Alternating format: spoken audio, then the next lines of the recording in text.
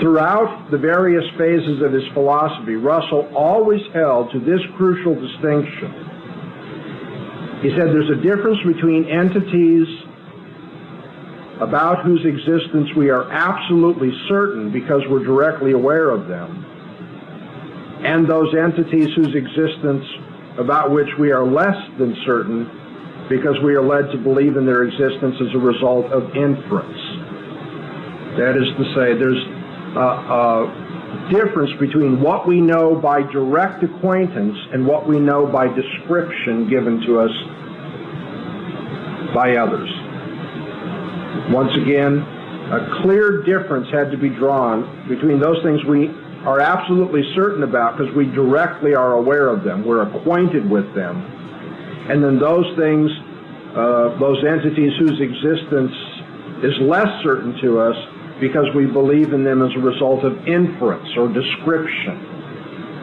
So the difference between knowledge by acquaintance and knowledge by description is characteristic of Russell's philosophy. Russell believed in pluralism, that there are many different things in this world, not one mind working its way out, as Hegel thought. And he believed in the rigorous use of analysis to find those pluralities of existence, some of which are known by direct acquaintance, some of which are known by description. And I quote him, "Although I have changed my opinion on various matters, I still hold to the doctrine of external relations and to pluralism, which is bound up with it." Okay, rather than internal relations in the Hegelian or idealistic sense. He said all things are externally related, so there are many realities, not just one.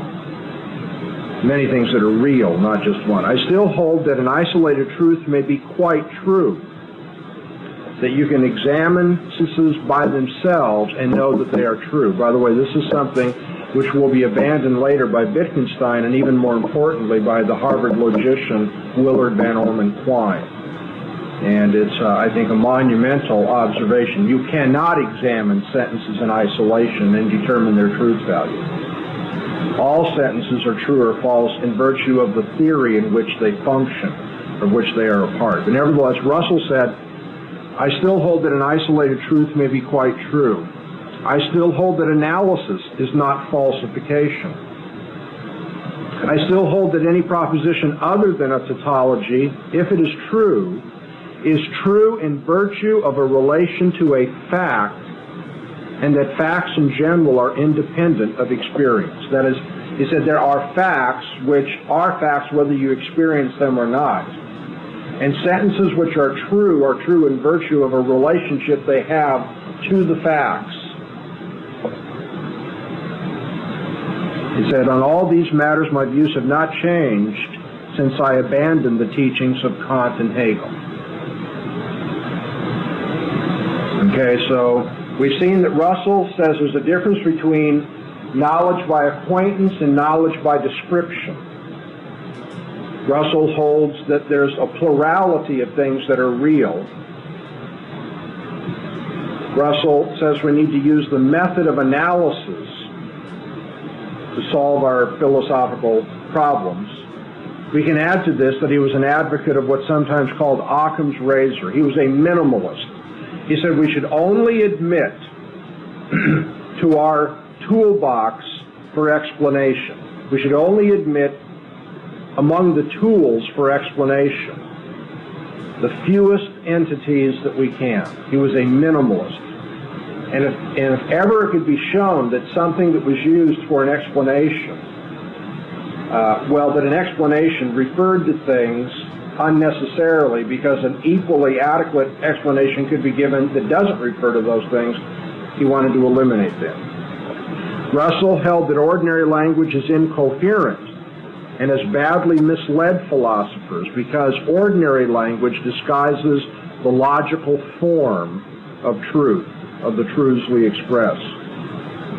A correct analysis of what we want to say when we speak the truth reveals the logical form of what we're saying, and that in turn, helps us to solve metaphysical problems.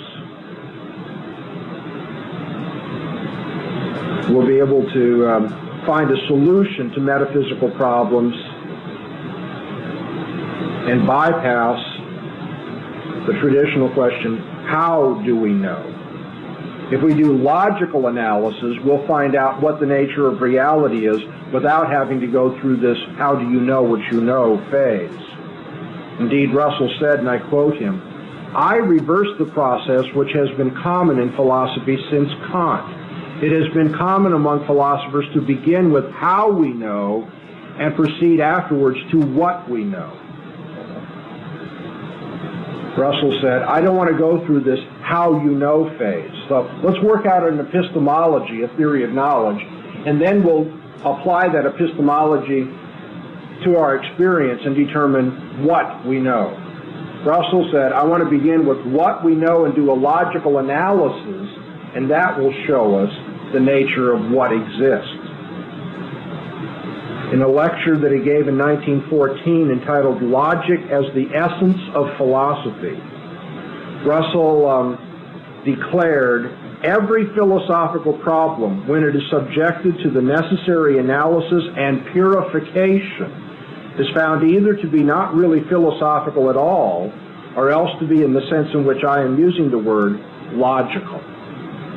Okay, so all the major problems of philosophy are going to reduce to being not philosophical problems at all, are resolvable through what? Logic. Well, I hope that these remarks that I'm giving you accurately summarize and help you to appreciate then Russell's orientation to philosophy. Avoid traditional epistemological problems. Prefer logical analysis, because when you do that, you'll either dismiss problems or be able to resolve them, and this will be the key to telling us what kinds of things exist. Well, as I indicated, the problem is Russell went through a number of phases in his life as to what was the nature of the real, those things that truly exist. He had a period in which he held logical constructionism, a period in which he held what's called neutral monism. We referred to that under William James. He came to some final conclusions later in his life, but most philosophers, if I can try to be impartial in my judgment here, most philosophers see in Russell, again, the model of a person who pushes for logical rigor rather than respecting him for what he actually concluded about the nature of reality, what exists, or what's the nature of the objects of what we, the objects of what we know. Now, Russell distinguished between the hard data of our experience, those things we know by acquaintance. I know a Coke can. I'm acquainted with a Coke can. I have directly seen a Coke can. I have not seen the backside of the moon. That's been described to me, however, or if we haven't had somebody describe it, the backside of the moon might be described by inference. So now, given this hard data, soft data distinction, the things we know by inference and description, the things we know by direct acquaintance, Russell said the problem really is, can the existence of anything other than our own hard data be inferred from the existence of those data? That's the tough question. Russell said, okay, I maintain the only thing you know with certainty, the hard data of direct acquaintance. Now the tough philosophical question is, can we know anything other than the hard data? Can we really know the description of the backside of the moon? Can we really know about sets of numbers and so forth, things we don't directly encounter and experience? And that's the tough question. That's the one that's going to be in our minds until we get to ordinary language analysis. Can we know anything other than our direct experience? Well, Russell struggled and struggled and struggled to try to show that from the hard data of experience, we would be able to infer in some way the truth of the descriptions of things that we have not directly encountered, whether they be sets or, well, the backside of the moon, although that isn't what he was talking about. The problem was to show that inferences from supposedly hard data to the admittedly soft data can be warranted. Or to put it another way, the problem for Russell was to show that empiricism is compatible with any claim to a knowledge of general truths about nature. Whenever I give a general truth about nature, I'm not telling you something that I have direct acquaintance with. Isn't that right? Because of its general truth. If I gave you a particular truth, the crow on the wire is black, okay, that's hard data. I have a direct encounter with that. But can I tell you anything about crows in general? Well, I've never seen crows in general, have I? And so the real problem is, how do I work from the hard data to the soft data, the generalized conclusion about nature? And here's what I want you to recognize. Russell himself said, all of his attempts were a failure. I quote, "Although our postulates can be fitted into a framework which has what may be called an empiricist flavor, it remains undeniable that our knowledge of them, insofar as we do know them, cannot be based upon experience. In this sense, it must be admitted empiricism as a theory of knowledge has proved inadequate, though less so than any other previous theory of knowledge." Now, Russell doesn't believe in God. Russell doesn't believe that man has a mind. Russell doesn't believe in moral absolutes in the way that God has revealed them in the Bible. Russell had quite a reputation for that. Russell won the Nobel Prize. Here's a grand and glorious philosopher. Here's a man who's shown us how to use logical rigor. When all is said and done, the king has no clothes. Russell says empiricism is not adequate. I want to say that what we know with certainty is based on direct experience, and all the other things that we want to say are real, the generalizations about nature, sets, things that we haven't seen directly, nevertheless can be warranted by inference from the hard data of experience. And he admits it's an inadequate theory. And the only thing he can say is, but it's not as inadequate as other theories are. That's kind of like a man who died to death slowly because he took strychnine poison, and in the afterlife he's talking to a man who was shot dead quickly with a gun, and he says, yes, we're both dead, but it took longer for me to die. That's what empiricism is inadequate, but not as inadequate as it. Well, but if it's inadequate, then you don't know what you say you know. And so, as Russell said, science proves to be at war with itself. When science most wishes to be objective, we only know our direct experiences, the hard data of experience. When science tries to be objective, it plunges itself into subjectivity. Because if we only know our experiences, if we're reduced to physics, physics turns out to show that our realism cannot be justified. We can't move from what we know directly to any other kind of generalization beyond what our direct experience is. And so if you're committed to this realistic, naive, realistic view of the world that takes you to physics, and physics turns around and refutes your naive realism about the world, what kind of philosophy is that? Now I want you to listen to W.T. Jones, because again, he's not sympathetic to the Christian world and life view. But as he discusses Russell, He says, though Russell constantly spoke of a realistic objectivist language, his whole position was infected by a subjectivism from which he extricated himself only by an appeal to irrational belief. And I'm going to give you a quotation. Russell said, in ontology, metaphysics, I start by accepting the truth of physics. Philosophers may say, what justification have you for accepting the truth of physics? I reply, merely a common sense basis. I believe, though without good grounds, in the world of physics as well as in the world of psychology. If we are to hold that we know anything of the external world, we must accept the canons of scientific knowledge. Now here's the kicker.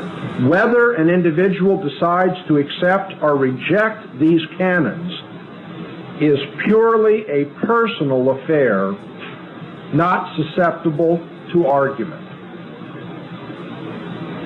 Whether an individual decides to accept or reject these canons is a purely personal affair, not susceptible to argument. And as Jones says, this amounts to making science as subjective as Russell held ethics to be. And we're right back to the skepticism of David Hume. Hume had said, ethics is a matter of personal preference. It's just a way of expressing what you have approbation or disapprobation for.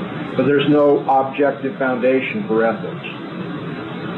Well, and when David Hume turned his critical attention to science, he said, in the end, science is based on psychological habit. It's not based on anything we objectively know. There is no causality that you directly have an experience of, so you can't know about causality. Well, now, way back when, on the board, when I was diagramming developments, I said, Hume's skepticism leads to Kant's constructivism, kind of an agnosticism about ultimate reality. We go through all that 19th century stuff. We come into the 20th century. We've seen all these other schools of thought. And then we finally come to a man, Bertrand Russell, inspired by Frege, but nevertheless Bertrand Russell, who says if we apply rigorous logical analysis, if we get away from ordinary language and get an ideal language, then we'll be able to understand the nature of the world, what's real. We'll be able to dissolve previous philosophical problems. And then Russell goes through all these phases, different answers. He can't quite get it right, and in the end he admits failure. He says empiricism is inadequate. I don't think it's as inadequate as others, but it's inadequate. And then he says, what I believe on the basis of physics. Now, is there an argument for following physics? Whether an individual decides to accept or reject these canons is a purely personal affair not susceptible to argument. It's just as arbitrary and subjective as ethics. This is the man who said that it was like a religious thirst for faith, that he said we must know what we know with certainty. And the conclusion of his life and his philosophy is it's not susceptible to argument. I want you to really feel the thrust of this. The man who wanted certainty ends up in subjectivism. Okay, is there a question? Well, because in the process of working out the problems, he had the honesty to say this theory doesn't work, this doesn't, and he kept trying to apply that logical rigor and so forth. Now, the real question is going to be, did he do this in the right way? I'm going to go back, now that we've kind of done an overview of the philosophy of Russell and his accomplishment or lack thereof. We're going to look at his view, which is called logical atomism. And logical atomism will be picked up by Ludwig Wittgenstein and developed in a pristine form in the Tractatus Logico Philosophicus. And you're going to see an interesting conclusion to that. Wittgenstein ends in mysticism and silence, using the rigorous tools of logical analysis, so forth. The logical positivists will pick up on that. They'll try to eliminate all metaphysics, all talk of God, all ethics, and just say all we know are our sense data, our experiences, and nothing else is even meaningful beyond that, you're going to see that those theories become self-contradictory, that the very principle of verification itself cannot be verified. So I'm going to put the question back to you now in a pastoral way. What do you make of the fact that men who have prodigious intellects, I mean, you try to follow Carnap. Rudolf Carnap was a brilliant man. Russell was a brilliant man. Wittgenstein was a brilliant man. All these men who have great, formidable intellects, and they seem to have clean, sharp tools for analysis, and every one of them ends up in failure, self-contradiction, or mysticism. Well, I think we should see in this not just, oh, isn't it tragic, the human drama. I think as Christians we need to learn something from that. The people who will not begin with a proper worldview, in the end, for all of their intellect, can only do damage. Earlier I gave you the metaphor that Cornelius Van Til offers us of a man who has a mind like a buzzsaw, extremely sharp, extremely strong. But you know, you take a buzzsaw that has a lot of power and a very sharp blade, and you try to cut against the grain, and you know what it does for all of its sharpness? It does more damage. It just splinters everything. And that's a good image, I think, for Bertrand Russell, a man who had a brilliant mind. And I don't say this in a coveting way, but I would be happy to have the intellect in the formal, logical ability of a Russell.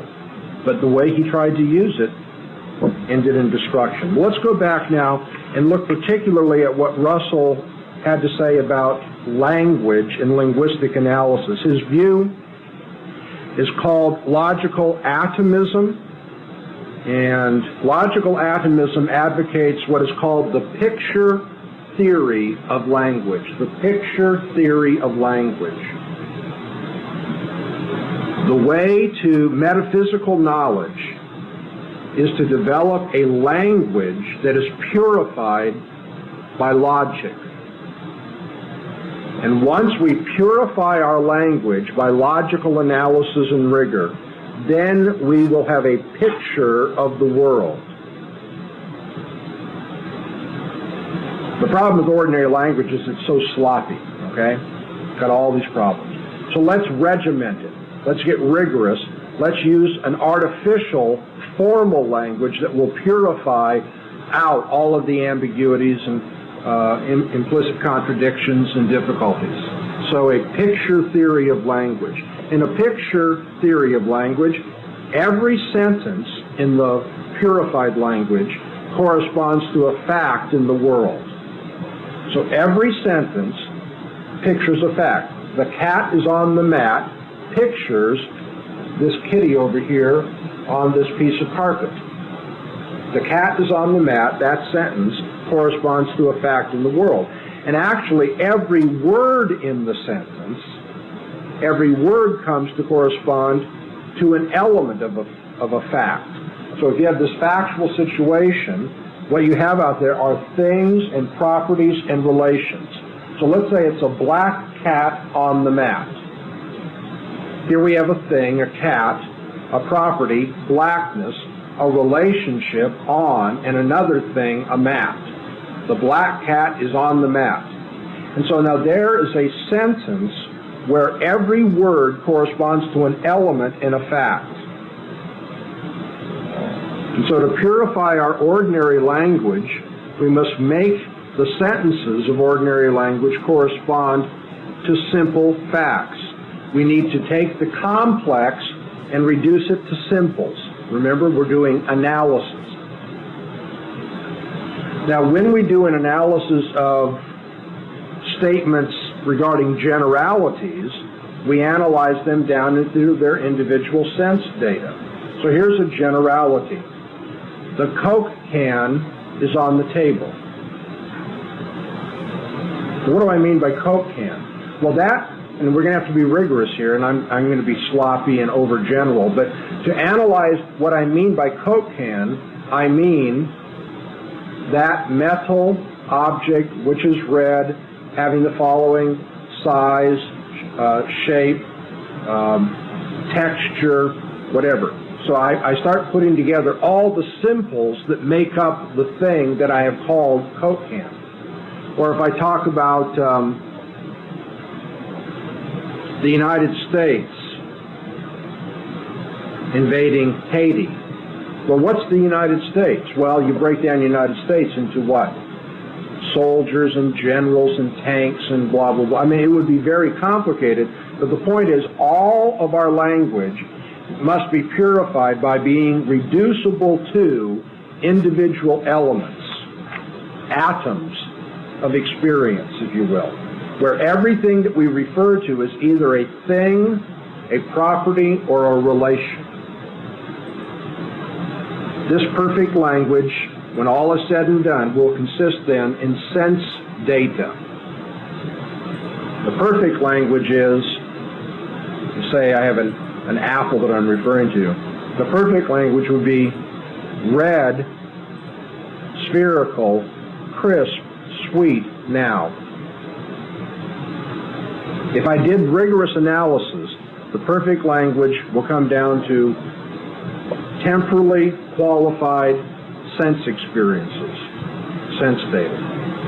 Now Russell, having proposed this perfect language of logical atomism, said the only thing that is knowable is what can be translated into the perfect language.